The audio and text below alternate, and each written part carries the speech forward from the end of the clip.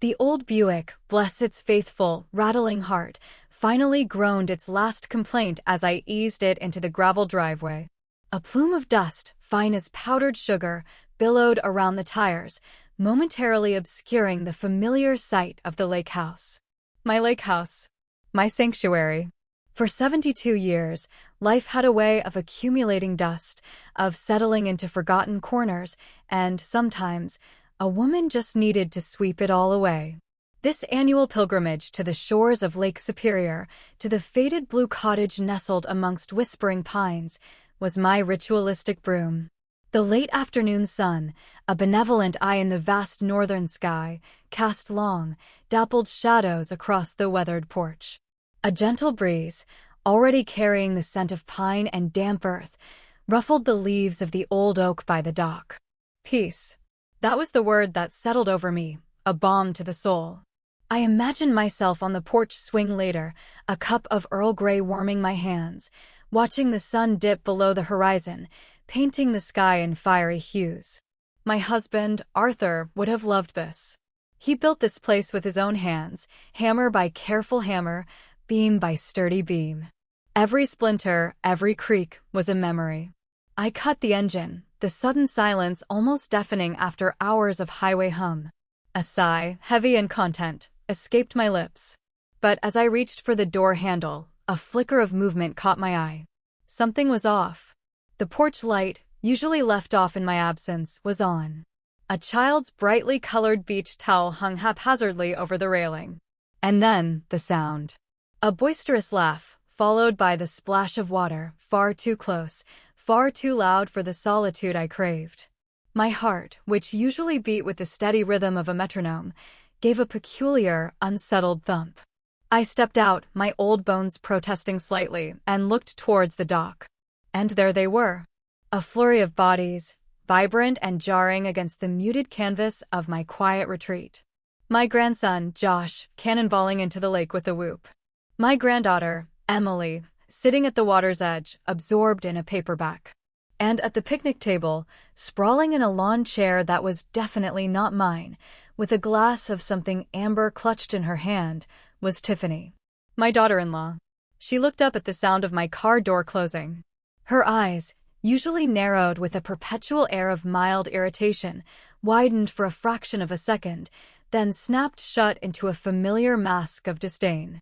A sneer, slow and deliberate, stretched across her rouged lips. She pushed herself upright, her posture radiating an arrogant proprietorship that made my blood run cold. Well, she drawled, her voice like gravel grating on stone, amplified by the sudden stillness that had fallen over her family. Look what the cat dragged in. What is that old pig doing here? Get out of here. This is our home now. The words hung in the air, sharp as icicles, piercing the quiet sanctity of my lakeside haven. My hands, still resting on the car door, began to tremble ever so slightly. A cold knot formed in my stomach, twisting with a familiar ache of betrayal and humiliation. But I didn't flinch. I didn't cry. Instead, a peculiar sensation, like a spark igniting in a long-dormant fuse, flickered deep within me. And then, very slowly, a smile touched my lips. It wasn't a smile of amusement, nor of surrender. It was a smile born of a chilling realization. I knew, with a certainty that settled into my bones, that whatever I did next, it would change everything. And not in her favor. The smile, which felt foreign and brittle on my lips, remained fixed as Tiffany's venomous words echoed in the sudden, appalled silence. Josh, dripping wet from the lake, froze mid-step, his eyes wide and uncertain. Emily, my quiet granddaughter, looked up from her book, her brow furrowed with a mixture of confusion and dawning horror. For a fleeting moment, a sliver of connection, an unspoken apology, passed between us. But it was quickly overshadowed by the suffocating weight of Tiffany's belligerence. She took a step towards me, emboldened by my apparent stillness. "Didn't you hear me, old woman? This isn't your place anymore. We're staying for the summer. David said it was fine." Her voice rose, each word a deliberate barb. "So pack up your miserable little car and go back to wherever it is you crawl out from." My gaze, though calm on the surface, felt like a burning coal behind my eyes. I didn't respond to her directly. Instead, I reached into my purse, my fingers finding the cool, smooth surface of my cell phone. My son, David. He had to be involved in this. He had to know. Or did he? The insidious doubt, a familiar companion these past few years, coiled in my gut. I dialed his number, my thumb surprisingly steady. The phone rang once, twice, 3 times. Each ring was a tiny drumbeat of anticipation, of hope, however faint, that he would somehow, miraculously, make this right. Then his voice, smooth and practiced, came through. "Hey, Mom. Everything all right? You made it to the lake house." My throat tightened. The sheer audacity, the pretense of normalcy, almost made me choke. "David," I said, my voice low, strained. "I'm at the lake house. Tiffany and your children are here. She just told me to get out, that this is their home now, and that you said it was fine. A beat of silence. A pause that felt impossibly long, stretching thin and taut between us. Then he cleared his throat. "Oh, yeah, Mom. About that. Tiffany really needed a change of scenery, you know? The city's been tough. And I just thought, it's so big, and you only use it for a few weeks a year. I mean, I did mention it to you, didn't I? That Tiffany might want to go up for a bit." A cold wave washed over me, a chilling confirmation of the betrayal. He hadn't mentioned it. Not like this. Not as a permanent occupation, not as an eviction notice delivered by his spiteful wife. He was equivocating, hedging, attempting to smooth over a monumental slight with flimsy excuses. He was, as always, trying to appease Tiffany. His voice, usually so confident when discussing his latest business venture, was now riddled with a nervous cadence, a desperate plea for understanding. "No, David," I replied, my voice now surprisingly steady, stripped of emotion. "You did not mention it. Not in a way that implied I would arrive to find my own home stolen out from under me by your wife and children." I could feel Tiffany's triumphant gaze on me, her smirk widening with every word. She was enjoying this, reveling in her power. "Mom, come on," David whined, a hint of exasperation creeping into his tone. "Don't make a big deal out of this. You can stay somewhere else for a few days, can't you? I'll send you some money for a hotel. We can figure it out later. Tiffany's just under a lot of stress." The flimsy excuses, the complete dismissal of my feelings, the utter lack of spine. It wasn't just Tiffany's words that stung. It was David's complicity, his spineless deference to her whims. Years of little slights, of being overlooked, of my opinions being disregarded, of my contributions to their family being minimized, they all coalesced into this single, crushing moment. The Christmas invitations that never quite arrived on time, the sarcastic remarks Tiffany would make about my old-fashioned ways, the subtle ways she'd chip away at my connection with my own son. I had tolerated it, dismissed it as her personality, as generational differences, as the price of keeping the peace. But peace, I now realized, had become a prison. I looked at the lake house, bathed in the fading sunlight, its familiar lines now twisted into a cruel parody of home. This wasn't just about property, it was about dignity. It was about respect. It was about the memory of Arthur, whose love and dedication were woven into the very fabric of this place. And it was about me, Evelyn Reed, the woman who had quietly endured, who had chosen solitude and remembrance over confrontation. A profound shift occurred within me. The trembling in my hands ceased. The knot in my stomach untwisted, replaced by a cold, hard resolve. My life had been quiet, yes. Too quiet. A quiet that had allowed Tiffany to mistake my patience for weakness, my grace for fragility. The old pig, she called me. A wave of ice-cold clarity washed over me.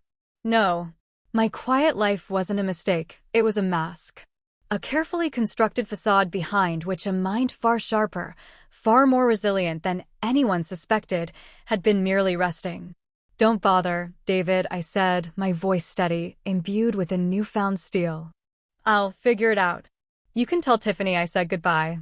For now." I disconnected the call before he could offer another pathetic excuse.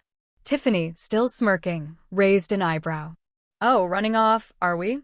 Good. Saved us the trouble." I met her gaze, no longer with a brittle smile, but with an expression that held something she hadn't seen before, something ancient, unyielding, and utterly devoid of fear.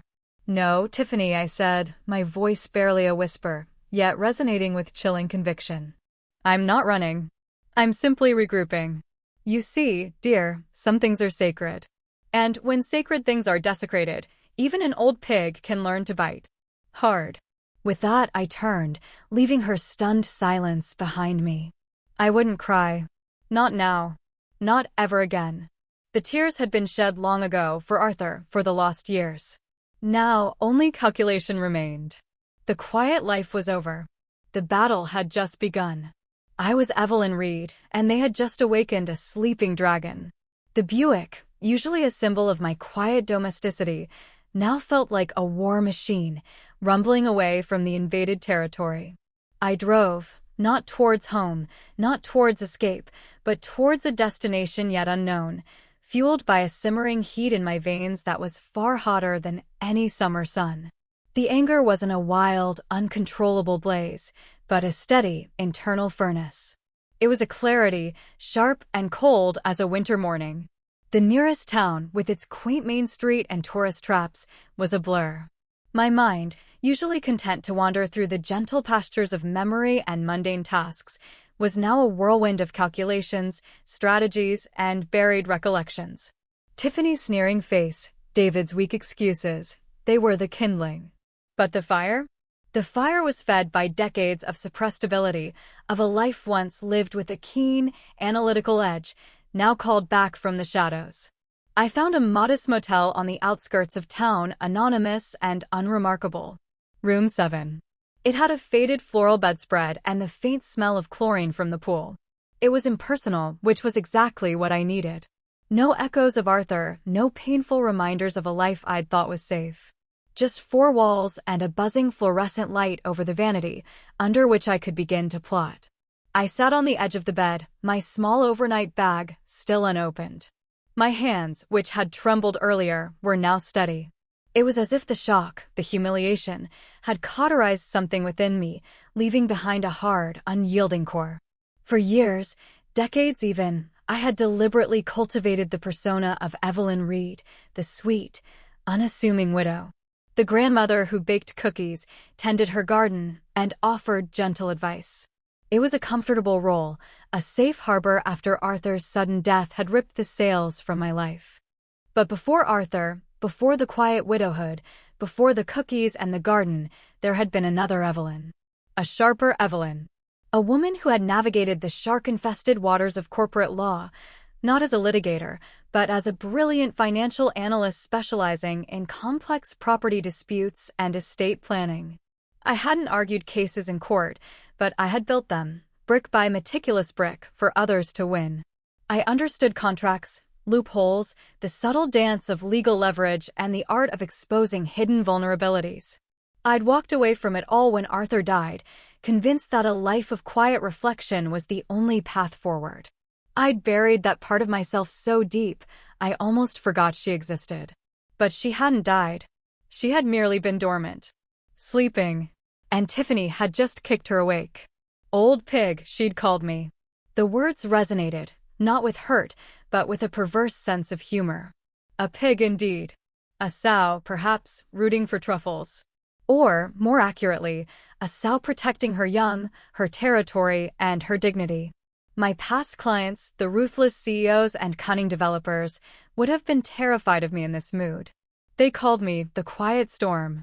Because I never raised my voice, rarely showed emotion, but always found the weakest point in their opponent's armor. I pulled out my laptop from my bag. It was an older model, but well-maintained, much like myself. I rarely used it for anything beyond emails to Emily and checking the news. Now it felt like a portal, a direct line back to a past life. My fingers, though a little stiffer now, remembered the rhythm of the keyboard. I began to type. First, I needed to confirm ownership. The deed to the lake house. Arthur had put it solely in my name years ago, a romantic gesture. To my Evelyn, my steady anchor, he'd written on the accompanying card. Foolish to think that would be enough. Legal documents could be challenged, convoluted, even faked. I knew this better than anyone. I needed to ensure my fortress was impregnable. Then David. My son. The gut-wrenching realization that he had knowingly or unknowingly allowed this to happen was a fresh wound. But it was also a data point. His weakness, his desire to please Tiffany, his fear of confrontation, these were levers. He loved his children, I knew that. Especially Emily, who mirrored some of my own quiet strength. That was another lever. And Tiffany. Her financial state. Her history. The gleam in her eye when she mentioned, our home now. Her audacity suggested desperation, a desperate grasp at something she felt entitled to. She had always been acquisitive, but this felt different. More urgent. More ruthless. There were no coincidences in the world I used to inhabit. Every action, every word, had a motive. I opened an old, rarely used email account, one connected to my professional past. I started crafting a message to Mr. Hendricks, my old colleague, now a venerable senior partner at the firm where I once worked. He was a man of impeccable ethics, sharp as a tack and utterly discreet. My trust in him was absolute. Dear Richard, I typed, the words flowing with surprising ease, shedding the cumbersome gentility I'd adopted over the years. It has been too long. I find myself in a situation requiring your particular expertise. I need you to confirm certain property details, investigate recent financial movements of a relative, and prepare for a potentially complex, though undeniably satisfying, legal maneuver. It seems the quiet storm has been called out of retirement. I paused, rereading the words. A ghost of a smile, this one genuine, touched my lips. The old Evelyn wasn't just back. She was ready to fight. And Tiffany Reed had no idea what she had just unleashed. The morning sun, filtered through the thin motel curtains, did little to dispel the utilitarian starkness of room 7. I woke early, not with the languid stretch of a vacationer, but with the focused energy of a strategist. The cup of weak coffee from the motel lobby tasted like lukewarm regret, but it served its purpose. My mind, now fully engaged, was a whirring engine. I spent the first hour meticulously reviewing the email I'd sent to Richard Hendricks.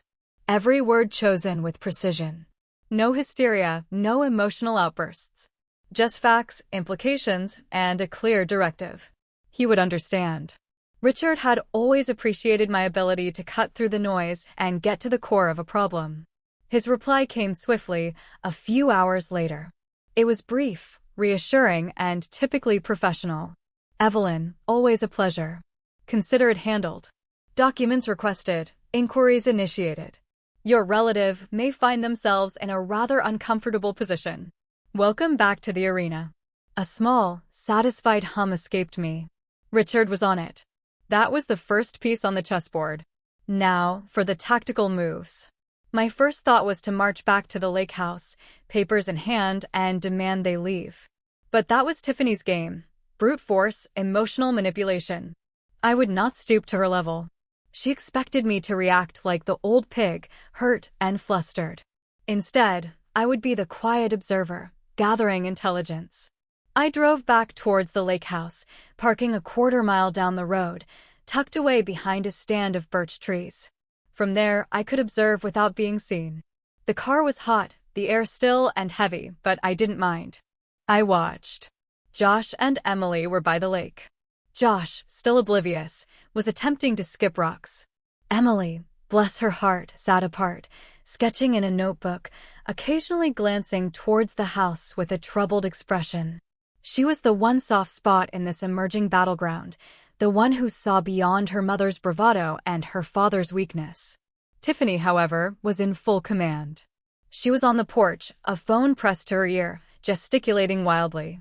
Her voice, though muffled by the distance, carried an edge of frustration. It was clear she was having an argument, likely about money. I made a mental note. Her financial problems were almost certainly deeper than David let on. Then, David appeared. He was carrying a small box from the car, an antique wooden fishing tackle box that had belonged to Arthur. My Arthur. A wave of ice-cold fury, pure and unadulterated, washed over me. He was moving in her things. He was desecrating Arthur's space.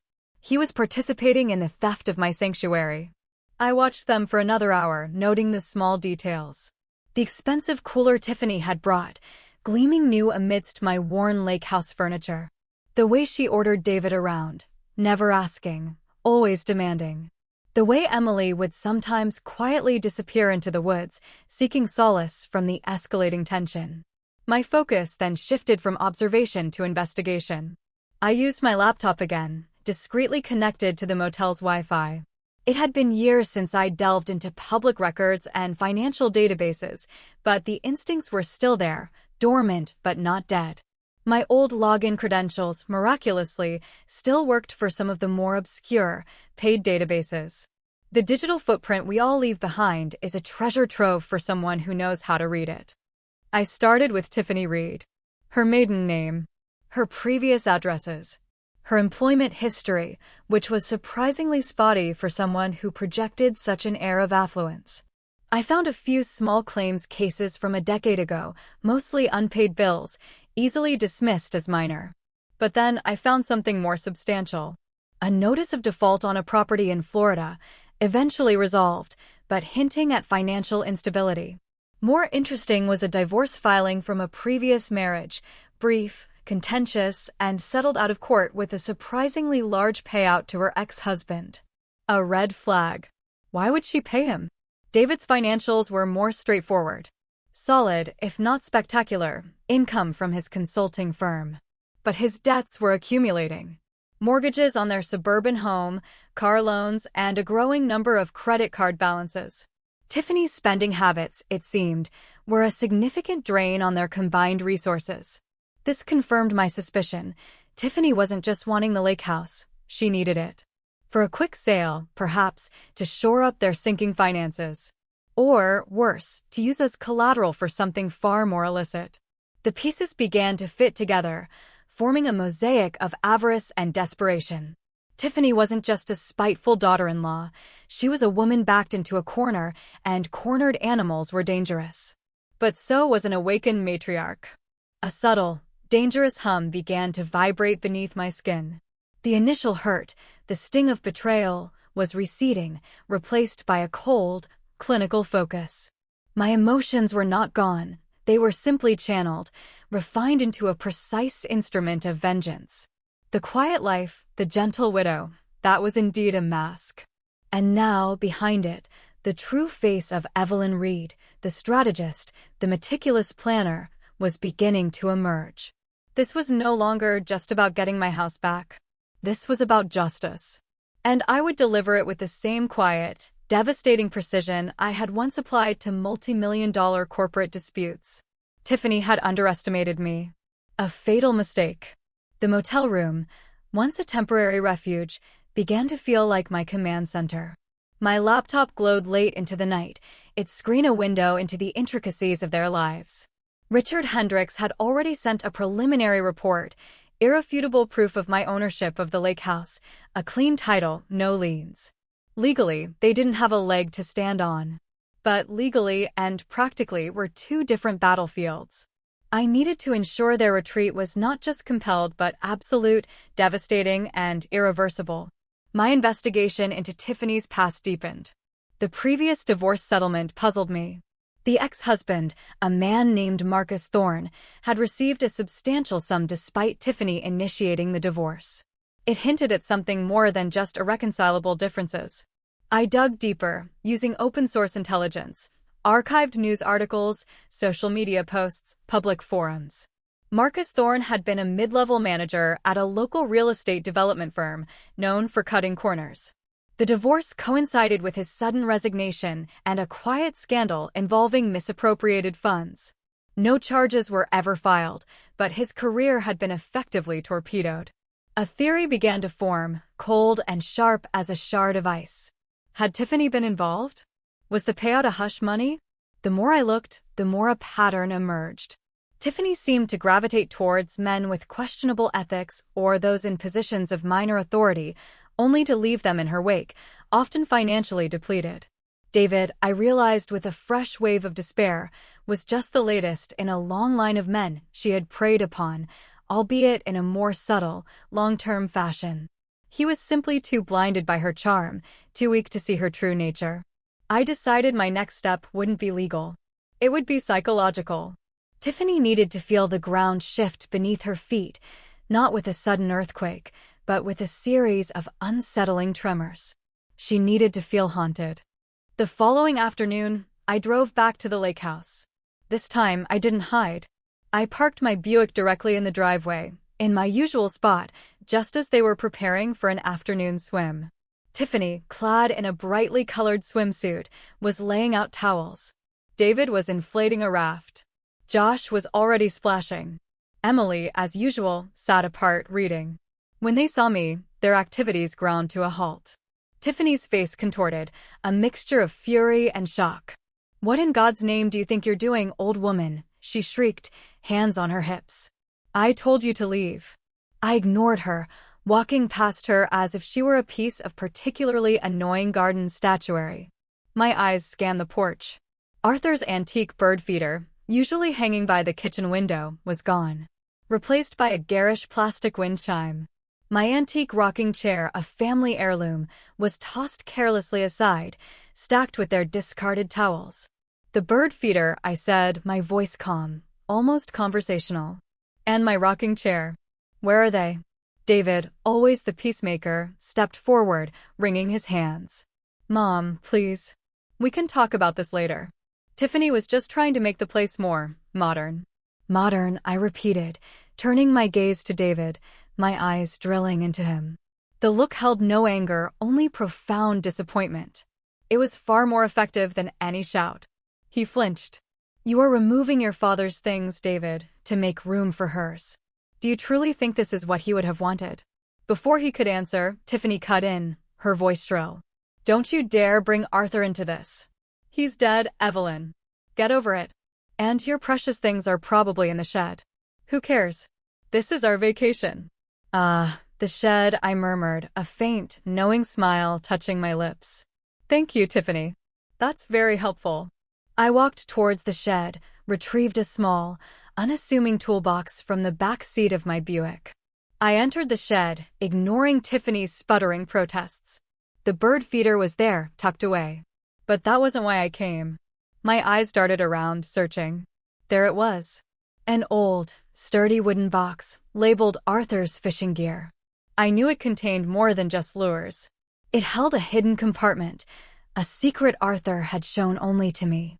Inside were his most valuable papers, including the original, notarized will that specifically bequeathed the lake house unencumbered to me, and a few other, more sensitive documents that detailed family finances from before David's marriage to Tiffany.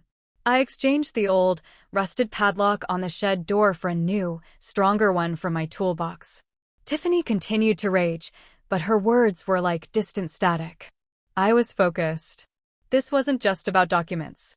It was about making her feel exposed, observed. It was about whispering in the shadows. That night, back in room 7, I set my plan in motion. I knew Tiffany was prone to paranoia when her carefully constructed facade began to crack. I found an old, disposable cell phone, purchased with cash. I sent her a single, anonymous text message. "Some birds have flown away. Others are still caged. But everyone eventually comes home to roost, Tiffany." I hit send. Then I powered off the phone, removed the SIM card, and broke it into tiny pieces. I discarded the phone in a public waste bin far from the motel. Untraceable. The message was vague enough to be unsettling. The bird feeder. The subtle implication of her own past catching up to her. It was a seed of doubt, planted in fertile ground. She wouldn't know it was me. She would suspect David, or perhaps one of her countless former acquaintances who bore a grudge. The beauty of it was that it didn't need to be proven. It just needed to fester. I imagined her reading it, her self-assured smile slowly fading. The old pig wasn't just observing. She was starting to move the pieces on the board. And Tiffany had just realized, too late, that this wasn't a game she was playing alone. The anonymous text message was just the first, barely perceptible tug on the thread. I knew Tiffany. Her self-importance was a thin veneer over a core of deep-seated insecurity. She craved control, and anything that hinted at a loss of it would rattle her. The next few days were a masterclass in calculated discomfort. I didn't return to the lake house. My presence, physical or implied, was enough. Instead, I activated a series of small, almost imperceptible acts of disruption. I made calls, using untraceable burner phones, to local services. First, the local water company. A polite, elderly-sounding woman expressing concern about a possible leak at the lake house. Nothing overt, just a request for a routine check, citing a vague, neighborly concern. A crew arrived the next day, digging around the main pipe for an hour before declaring everything fine. Tiffany, I imagined, would be furious, suspecting foul play but unable to prove it. Who would call the water company on their own family? An old pig, apparently. Next, a delivery of specialized organic compost, ordered online under an assumed name, addressed to the lake house. A large, unwieldy pallet of the stuff, left squarely in the middle of their driveway. A note attached, "Enjoy your garden. It grows best with care." Tiffany, who loathed gardening, would have a fit trying to move it or dispose of it. Another inconvenience, another mystery. Then came the subtle digital warfare. I knew Tiffany frequented certain online luxury forums and local social groups. Using my old, highly skilled research methods, I created a few anonymous profiles. I didn't engage in direct confrontation. Instead, I would subtly like or comment on her posts with ambiguous, slightly unsettling remarks. A picture of her new designer handbag? A classic. But some things are never truly owned, only borrowed. A boast about their lake house vacation? Enjoy it while it lasts. The seasons always change. My comments were innocuous enough to avoid being flagged, but just unsettling enough to niggle at her. I watched through the digital veil as Tiffany's usual confident posts became more defensive, more erratic. She started posting cryptic replies to herself, as if arguing with an unseen antagonist. Her friends online seemed increasingly confused. Meanwhile, Richard Hendricks was delivering. He confirmed a significant, undisclosed debt Tiffany had incurred on a separate property, one she had tried to keep entirely off David's radar. It was a speculative investment, gone south and now threatening to drag David's financial stability down with it. Even worse, he uncovered an odd series of large, cash withdrawals from a joint account David and Tiffany shared, withdrawals that occurred suspiciously close to the timeline of Marcus Thorne's quiet exit from his real estate firm. The picture was becoming clearer. Tiffany was desperate for money, and she wasn't above shady dealings. My internal monologue, usually a gentle flow of observations, was now a roaring river of calculated thoughts. This is not just about the house, Evelyn. This is about protecting David from her insidious influence and securing a future for Emily and Josh. Tiffany is a parasite, and parasites, once identified, must be excised. One evening, my phone rang. It was Emily. Her voice was small, hesitant. "Grandma Evelyn? Are you okay?" "I'm perfectly fine, sweetheart," I said, my voice softening immediately for her. "Just taking a little unexpected detour. Mom's been really weird," Emily confessed. "She keeps yelling about people watching her and strange deliveries. And she blames Dad for everything." "And what do you think, Emily?" I asked, my heart aching for her. A pause. I think she's scared. But she makes everyone else scared too. And Dad just goes along with it. He always has," I murmured, more to myself than to her. "But things are changing, Emily. Sometimes, even the quietest voices have to be heard." "Are you coming back?" she asked, a plea in her voice. "I will," I promised. "But not yet. There's still a storm brewing. And I need to make sure it clears the air properly." After our call, I took another step. I drafted a meticulously worded, but anonymous, email. It detailed the inconsistencies in Tiffany's financial statements, the suspicious withdrawals, and the Florida property debt. It provided just enough information for a concerned party to know where to look, without revealing my hand. The recipient? David's senior partner at his consulting firm. David was a good man, but weak. He needed a wake-up call, one that came from a source he couldn't ignore or blame on Mom's dramatics. The unraveling thread, I realized, was not just Tiffany's. It was the entire tapestry of deceit she had woven around my son. And I was pulling on it, not by deliberate knot, until the whole thing came undone. The old pig was not just biting. She was dismantling. The email to David's senior partner was a silent missile, launched into the very core of his carefully constructed world. I knew it would land with devastating accuracy, not because of malice, but because David's firm prided itself on integrity. Any hint of financial impropriety, especially one involving a partner's family, would be investigated rigorously. My goal wasn't to destroy David, but to force him to see Tiffany for who she truly was, to strip away the illusion she had so cleverly maintained. Meanwhile, Tiffany's erratic behavior escalated. Emily's brief, whispered calls confirmed my observations. Tiffany was convinced she was being targeted, her paranoia fueled by the anonymous texts, the unexpected service calls, and the bizarre deliveries. She began questioning David relentlessly about his finances, accusing him of hiding money, of conspiring against her. Her anger, once directed solely at me, was now consuming their household. I allowed myself a fleeting moment of grim satisfaction. Good. Let her turn on him. Let him see the serpent he's been sheltering. My next move was to inject a dose of reality into the lake house chaos. I sent Richard Hendricks the final, irrefutable evidence, a certified copy of Arthur's will, detailing the outright bequest of the lake house to me, along with the original deed and all relevant tax documents. Prepare the eviction notice, Richard, I instructed. A formal one. And serve it by sheriff. This wasn't just a piece of paper, it was a psychological weapon. Being served by an officer of the law, in front of her children and, undoubtedly, the Nosy Lake community, would be a public humiliation Tiffany could not easily shake off. It would solidify her status as an unwelcome intruder, not the rightful owner she pretended to be.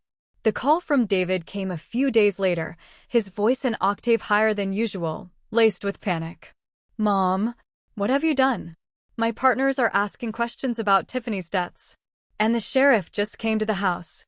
He served us with an eviction notice. Did he now? I said, feigning an innocent surprise. Well, David, one would assume that if you and Tiffany are squatting in someone else's property, legal action would eventually follow. As for your partners, I'm sure they're just doing their due diligence. But it's Tiffany. She's hysterical. She's packing everything, yelling that you're trying to ruin her life. His words tumbled out, a pathetic torrent of fear and self-pity. Perhaps she is, I replied, my voice calm yet firm. And perhaps, David, if you had stood up for your mother, for your family, for the truth, none of this would be happening. You allowed her to disrespect me, to take advantage of your generosity, and to undermine your own integrity. You chose her side, knowing what she was doing. Actions, David, have consequences. A long silence stretched between us. I could hear his ragged breathing, the muffled sounds of Tiffany's continued tirade in the background. Mom, what do I do? He finally whispered, sounding like a lost child. You need to decide, David, I said, my voice softening, but not weakening. What truly matters to you? Your wife's machinations, or your own self-respect and the well-being of your children? And for the record, David, the lake house is my home. And I'm coming back to it. I hung up, feeling a pang of sorrow for my son, but no regret. This was a painful lesson, but one he desperately needed to learn. Later that day, I received a frantic call from Richard Hendricks. Evelyn, you're a genius. Or perhaps a witch, he chuckled, the first genuine laugh I'd heard from him in years. Tiffany has apparently tried to sell the lake house, or at least take out a substantial loan against it, using forged documents.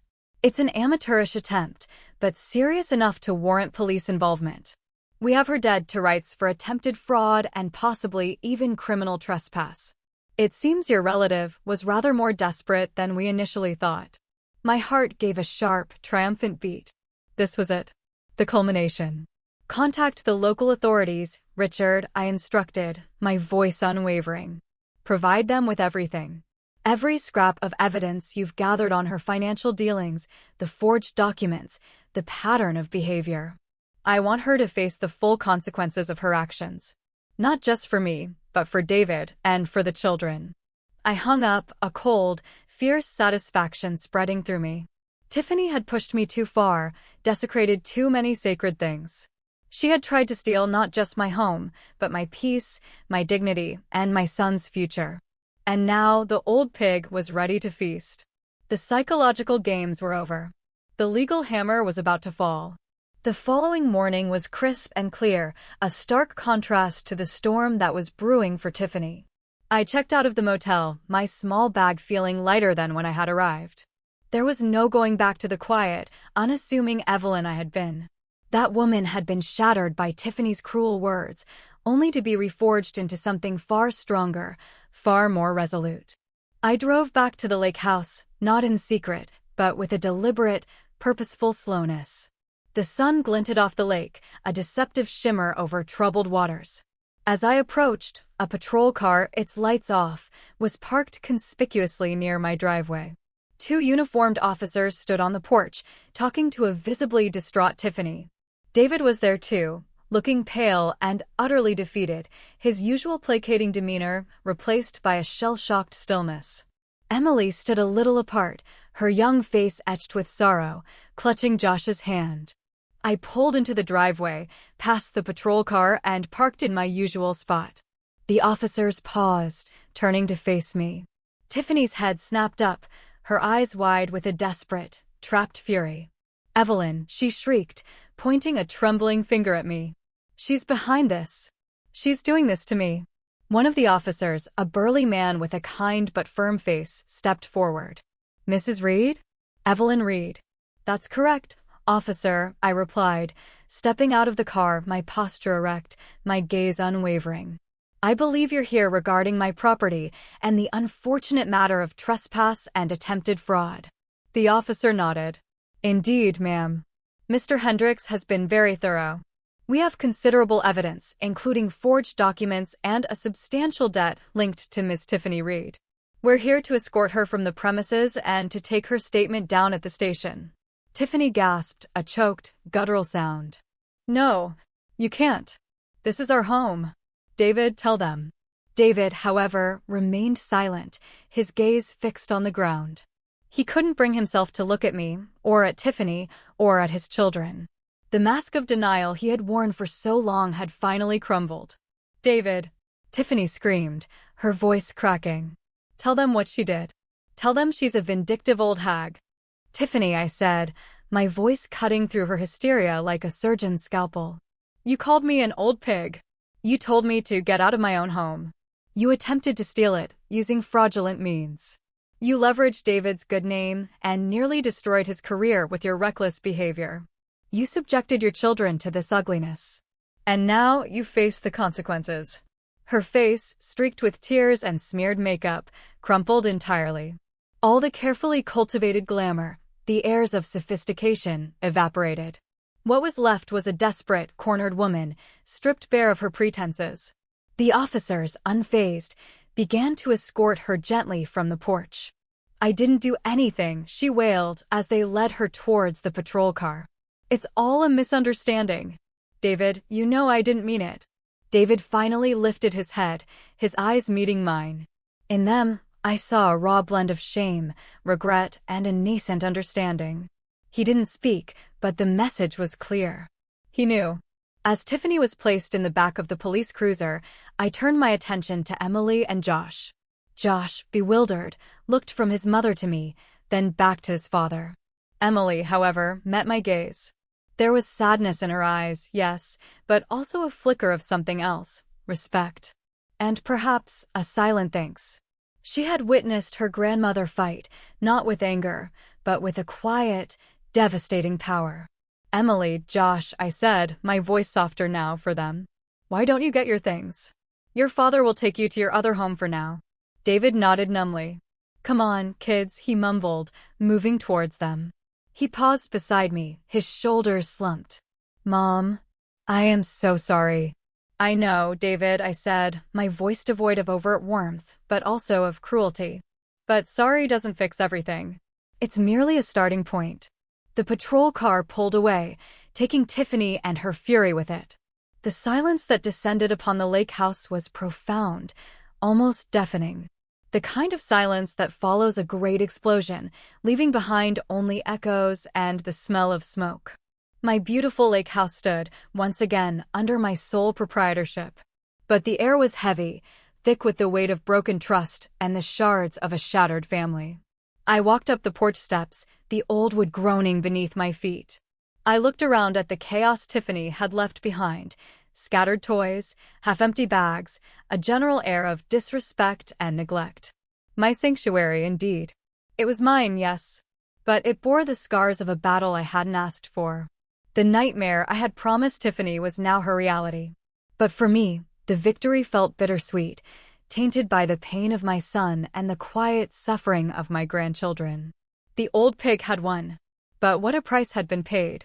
The immediate aftermath was a desolate calm. David and the children departed, their departure more a whimper than a bang. He left a note, a handwritten apology, clumsy and heartfelt, tucked under the salt shaker on the kitchen counter. It spoke of his shame, his regret, his promise to make things right. I read it, a sigh escaping my lips, and then folded it meticulously, placing it in my purse. A document, like any other, to be filed away. The house was a mess. Not just untidy, but desecrated. Tiffany's presence was still palpable in the scattered designer magazines, the cheap plastic toys littering the lawn, the lingering scent of her cloying perfume. It was as if she had tried to impose her own garish aesthetic on Arthur's carefully crafted serenity. My beloved rocking chair was still leaning precariously against the wall, its familiar comfort a distant memory. I didn't start cleaning immediately. Instead, I walked through each room, a silent survey of the damage. In Arthur's study, his old leather-bound books were haphazardly strewn on the floor, replaced by a garish portable speaker and charging cables. In the kitchen, a half-eaten box of sugary cereal sat open on the counter, attracting ants. My heart ached, not just for the physical mess, but for the profound disrespect it represented. This wasn't just about reclaiming property, it was about reclaiming sacred space. Arthur had poured his heart and soul into this place. It was a monument to our shared life, a repository of precious memories.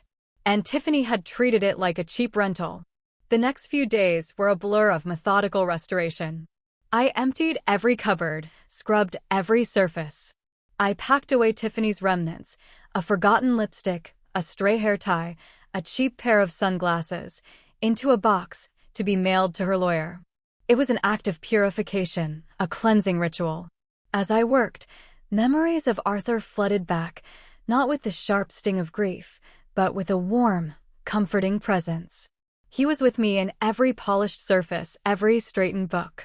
Richard Hendricks called with updates. Tiffany had been released on bail, facing charges of attempted fraud and criminal trespass. Her lawyer was attempting to negotiate a plea deal, hoping to avoid jail time. Richard was unwavering. No deals, Evelyn. Not without significant restitution and a public apology. She tried to steal your home. She needs to face the music. I agreed. This wasn't about vengeance, not anymore. It was about accountability. Emily called me that evening. Her voice was still subdued, but there was a quiet strength emerging. Grandma, Dad and I are back at our place. Mom, she's staying somewhere else. A pause. Dad's really upset. He says he finally sees everything clearly. And you, Emily? I asked gently. I miss you, she whispered. And I miss the lake house. It felt wrong without you there. My throat tightened. She was the innocent, caught in the crossfire. I'm here now, sweetheart, I told her. And the lake house is waiting for you. When you're ready, you can come visit. Your room is always ready. Thank you, Grandma, she said, her voice filled with a fragile hope. I think I want to see you soon. That night, as the lake shimmered under a sliver of moon, I sat on the porch swing, the one Arthur had hung. The air was cool, the crickets chirped their evening symphony, and the familiar scent of pine was once again dominant. I had won. My home was mine again. But the victory felt different than I had anticipated. It wasn't the triumphant roar of a lioness, but the quiet, weary satisfaction of a survivor. The nightmare for Tiffany was a reality. Her reputation was in tatters, her marriage likely doomed, her financial schemes exposed. She would face justice, not just legally, but socially. Her entitlement had cost her everything. But for me, the cost was also significant. The illusion of a peaceful, uncomplicated old age had been shattered. I had been forced to reawaken a part of myself I thought long buried, a part capable of cold calculation and ruthless strategy. The old pig had certainly bitten and hard. But the bite left its own mark, a scar on my soul. I thought of Arthur, his gentle strength, his unwavering honesty. He would have been proud of my resolve, but perhaps saddened by the necessity of it. He believed in fairness, in quiet dignity. And I had fought for both. The lake house was quiet again. But it was a different quiet. It wasn't the quiet of oblivion or resignation. It was the quiet of vigilance. The quiet of a woman who knew what she was capable of, for better or worse. The quiet of a new beginning, scarred but stronger. The storm had passed, leaving behind a cleared, if bruised, sky. And I, Evelyn Reed, was ready to face whatever came next, no longer a victim, but a master of my own destiny. A week later, the lake house felt like home again. The lingering scent of Tiffany's invasion had been scrubbed away, replaced by the comforting aromas of pine cleaner and my homemade apple pie. My rocking chair was back in its place on the porch, my bird feeder hung by the kitchen window, attracting chickadees and finches. The external order had been restored, but the internal landscape of my life remained irrevocably altered. The morning brought an unexpected visitor, David. He pulled up in his car alone, looking considerably older and more subdued than I remembered. He carried a small bouquet of wildflowers, their stems slightly crushed, a clumsy offering. "Mom," he said, his voice hesitant, as he approached the porch. He didn't meet my eyes immediately. Can I come in?" I nodded, stepping aside. "Of course, David. It's your mother's home.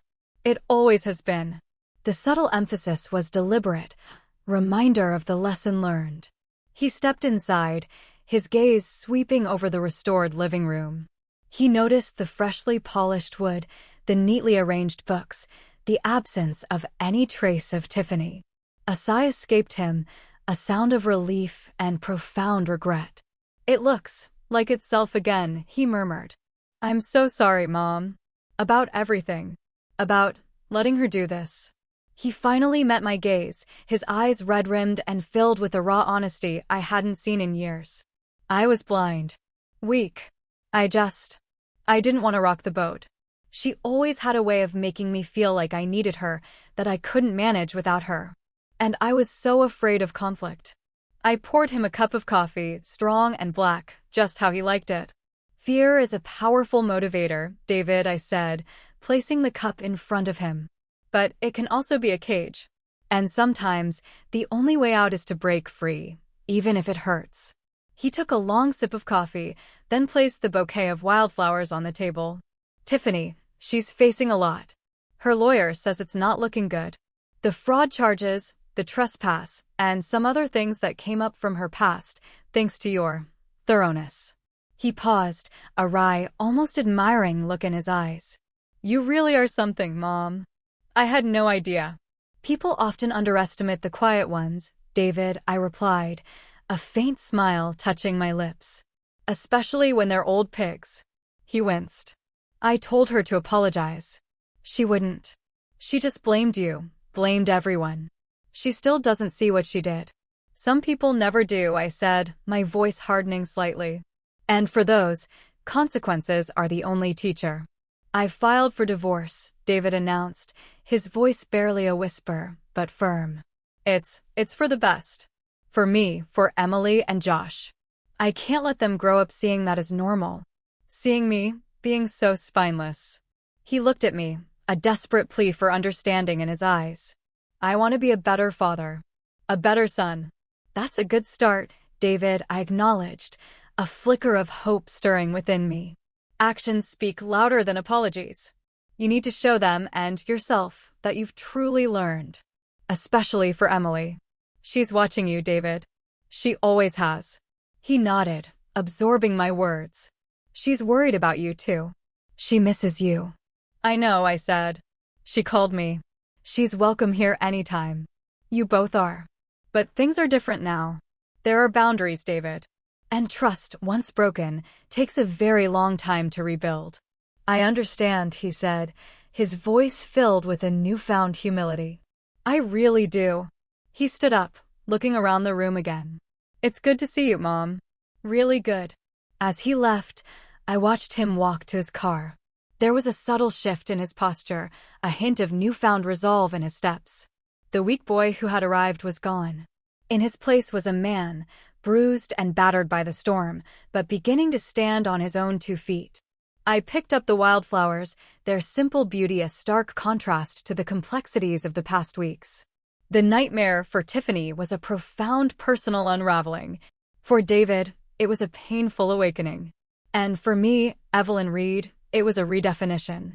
The quiet life was indeed back, but it was a life infused with a new strength, a fierce protectiveness, and a clear understanding of the battles still worth fighting. The lessons of this summer at the lake house were etched deep, a promise to myself and to Arthur. Never again would my quiet dignity be mistaken for weakness. The weeks that followed settled into a rhythm that was both comforting and subtly melancholic. The lake house, fully reclaimed and meticulously restored, breathed with a quiet dignity that it hadn't known in years. I spent my days as I always had, tending my small flower garden, reading by the lake, and enjoying the simple, profound beauty of nature. Yet, the solitude now felt heavier, imbued with the echoes of the recent storm. Tiffany's legal battles raged on. Richard Hendricks kept me updated, his reports concise and devoid of emotion. Her attempts to minimize her involvement, to shift blame, were proving futile against the mountain of evidence we had meticulously compiled. The fraud charges were sticking, exacerbated by her previous financial misdeeds that had now come to light. Her world, built on flimsy pretenses and predatory ambition, was crumbling. There was a grim satisfaction in knowing justice was being served, but it wasn't the sweet, intoxicating rush of vengeance I might have expected. It was more like the cold, clear logic of a problem solved. David was making genuine efforts. He called regularly, not with excuses or pleas, but with updates on his progress. He was in therapy, trying to understand his own patterns of avoidance and fear. He was spending more time with Emily and Josh, actively listening, truly present. The children were adjusting, though the separation from their mother was undeniably hard on them. Emily, in particular, was blossoming in her father's renewed attention. She visited the lake house a few times, quiet and observant, just like me. We would sit on the porch swing, watching the ripples on the lake, talking about books, about school, about her nascent artistic talents. She was a delicate flower, but with an unexpected resilience. She saw the change in me, too, the subtle shift from gentle grandmother to something more formidable. And she seemed to understand. One afternoon, she drew a picture for me, a lone, magnificent eagle soaring over a stormy lake. At the bottom, in her neat script, she wrote, "Grandma." Her visits were a balm to my soul, a reminder of what truly mattered in the tangled web of family. Josh, still too young to fully grasp the complexities, was just happy to be at the lake house, swimming and fishing, free from the tension that had gripped their home. He sometimes asked about his mother, and I would answer simply, truthfully, and without malice, that she was working things out. In the quiet evenings, as the lake whispered its ancient lullabies, I often found myself reflecting on the past few months. I had been called an old pig, and in a way, Tiffany had been right. I had rooted through the dirt, uncovered the rot, and fought fiercely for my territory. But the fight had reawakened more than just a strategist. It had reawakened a sense of purpose. My years in corporate finance, though long past, had honed a mind for patterns, for connections, for seeing the unseen. Now, I wondered how I could use this reborn acuity, not for vengeance, but for something constructive. My own quiet life, though treasured, had become too insular. I realized I had a wealth of experience, of wisdom earned through both triumphs and trials, that could be of value. I started sketching ideas in my old journal, the one I used to fill with Arthur's witty observations and my own gentle reflections. Now, the pages began to fill with something different: outlines for community initiatives, ideas for a mentorship program for young women struggling to find their footing, a plan to volunteer my analytical skills for local nonprofits. The quiet storm could still brew, but now for the benefit of others. The solitude was no longer heavy with melancholy, it was fertile ground for new growth. I had faced my fears, confronted a formidable enemy, and emerged changed. I was still Evelyn Reed, the woman who loved her lake house, her garden, her memories of Arthur. But I was also the woman who knew how to bite, how to fight, how to protect what was sacred. And that knowledge, that newfound strength, was not just for me. It was a legacy, a promise to myself, to Arthur, and to the generations to come, that even in the quietest corners, power could reside. The summer was drawing to a close, but for Evelyn Reed, it felt like a beginning. The air was filled not just with the scent of pine, but with the subtle perfume of possibility.